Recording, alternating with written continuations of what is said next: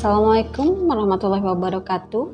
Sahabat Bunda, pernahkah sahabat Bunda melihat seorang anak yang aktif bertanya?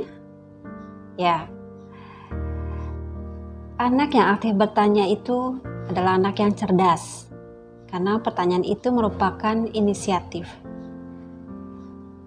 Cara orang tua merespon anak dalam bertanya menentukan anak itu akan menjadi anak yang memiliki nalar yang baik, memiliki tujuan, dan berinisiatif. Atau sebaliknya, jika kita menghentikan anak untuk bertanya, maka anak bisa menjadi pasif, tidak inovatif, dan tidak responsif. Sedangkan penelitian dari University of Michigan dan Hawaii menyatakan bahwa anak yang aktif bertanya sejak usia 3 tahun, maka akan memiliki kecerdasan intelektual yang lebih baik dibandingkan anak yang jarang bertanya. Sedangkan jika anak bertanya itu mengalami proses yang panjang. Pertama, dia mengobservasi. Dari observasi itu, dia menyadari bahwa ada ketidaktahuan dalam dirinya. Sehingga ini menstimulasi proses kerja otak, di mana otak harus merangkai bahasa bagaimana anak bertanya. Dan kemudian situ ada rasa percaya diri, ada rasa ingin tahu lebih banyak, dan semangat pada saat anak sudah menemukan jawabannya. Nah, kemudian bagaimana sikap orang tua seharusnya? Ya, bagaimana pada saat anak bertanya itu membutuhkan proses yang panjang. Pertama adalah observasi. Dalam observasi itu, anak menyadari bahwa dia memiliki ketidaktahuan. Dari situ terjadilah proses kerja otak, di mana anak berusaha untuk merangkai bahasa, membuat sebuah pertanyaan, dan membangun keberanian untuk bertanya. Dalam hal ini sudah terjadi cycle of learning.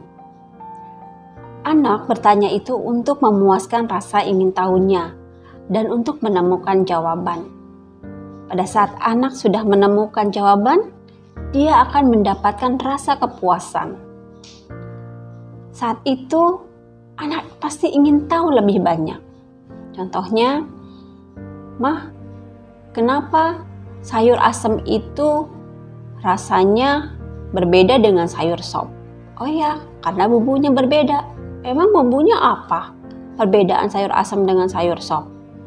"Ya pasti beda dong." Nah, seperti itu dia akan bertanya terus.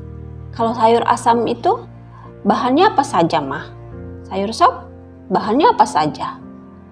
Wortel itu rasanya seperti apa? Kenapa harus dimasukkan kol? Kenapa di sayur asam tidak ada kol?" Nah, seperti itu ya. Nah, dari situ saat anak sudah menemukan jawaban dari rasa ingin tahu yang lebih, maka dia akan timbul rasa percaya diri. Dan dia punya semangat untuk membuka peluang dan mencari solusi, sehingga dia mudah untuk memecahkan masalah. Bagaimana sikap kita jika anak-anak selalu bertanya dan bertanya terus ya? Terkadang ada rasa tidak sabar dari diri kita. Padahal seperti saya sampaikan tadi, itu bisa menghambat rasa ingin tahu anak. Pertama, kita ciptakan kondisi yang nyaman dan aman. Di situ kita berikan kesempatan seluas-luasnya kepada anak untuk bertanya. Setiap pertanyaan itu harus kita layani dengan baik.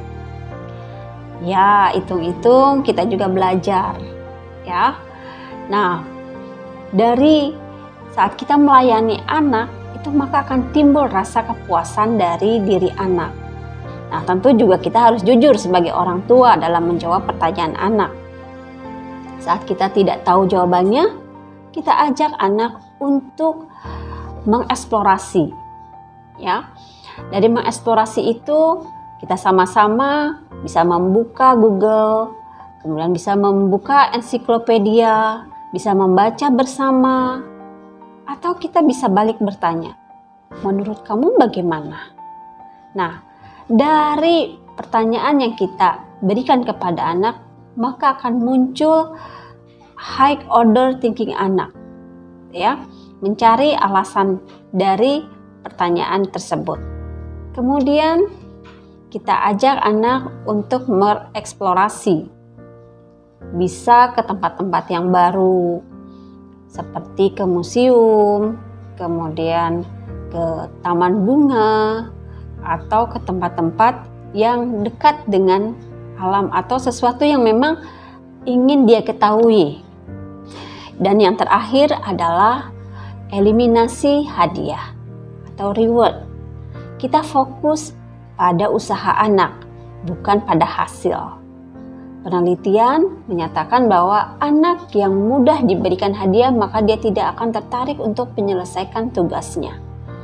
Jadi pada saat kita fokus kepada ikhtiar atau usaha anak, di situ anak merasa bahwa usaha itu adalah penting. Semoga bermanfaat. Terima kasih. Assalamualaikum warahmatullahi wabarakatuh.